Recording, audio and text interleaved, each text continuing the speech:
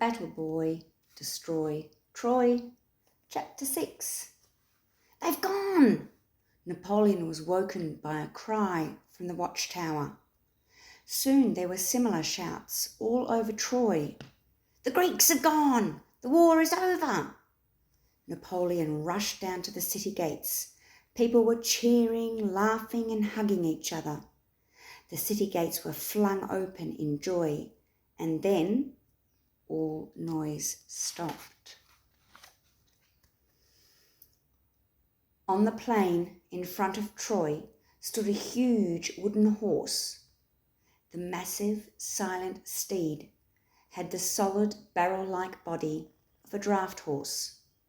It towered high above the people gathering around it. Napoleon stared at the beast. "Excellent view," Skin said. "Please hold steady." Napoleon walked around the horse as Skin recorded a 360-degree image of it. "Irrefutable proof that the Trojan horse existed," said Skin, "and it is full of soldiers." "I know," Napoleon said. He pressed his hand against the wooden horse. The tiny receiver in his small finger amplified the anxious breaths of the soldiers sealed inside. He pulled his hand away and shuddered, and then the professor's voice was in Napoleon's ear. "Mission accomplished. Double B 005, she said. "Time to leave."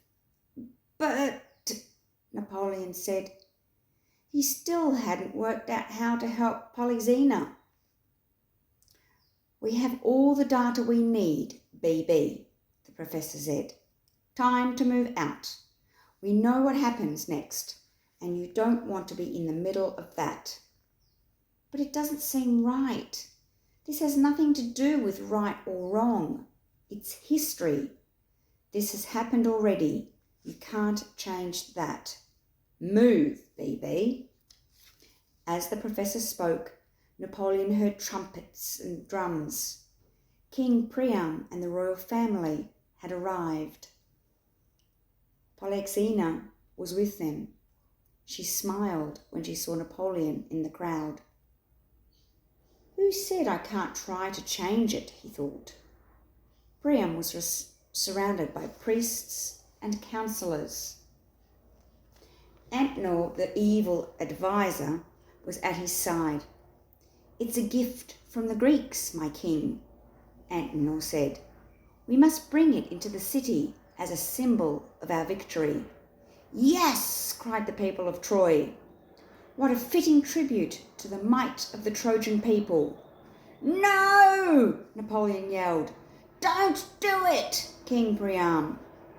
The shouting hushed and people turned to look at him. Antnor stepped forward. "The boy is evil," he said. His power comes not from the gods, but from monsters and demons." "How do you know I have monsters, Antnor?" challenged Napoleon. "Is it because you sent someone to kill me last night?" The crowd gasped.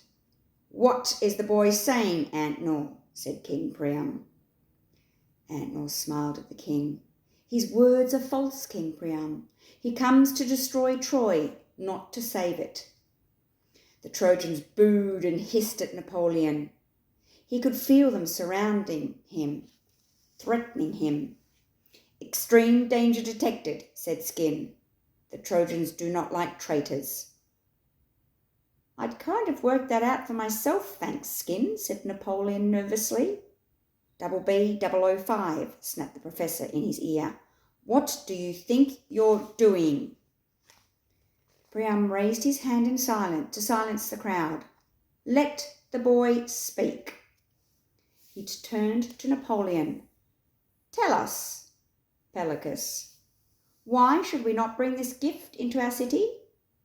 "Because it's a trick," answered Napoleon. "The horse is filled with Greek warriors." The king frowned as Napoleon spoke. He didn't seem to understand what he had said. Napoleon knew at once what had happened. Skin's translators had stopped working. Maybe the prof had deactivated it on purpose, he thought. That's one way of getting me out of here. But then Skin sent him a message on his battle watch. Alert! Language circuit malfunction. Searching for fault. Now, when Napoleon spoke, the people of Troy heard plain English, not ancient Trojan. And when the king replied, Napoleon couldn't understand anything he said. It's filled with soldiers, Napoleon shouted again, pointing at the horse. They're inside, and they'll attack you tonight in your sleep. Believe me, please. It was no good. Antenor pointed an accusing finger at him and yelled something that shouted bad, really bad. The people yelled too, and some threw stones. The king frowned. He raised his hand and gave a command. Napoleon felt rough hands grab hold of him. Polyxena tried to speak to her father, but he waved her aside. She stared at Napoleon, helpless, as the soldiers dragged him away.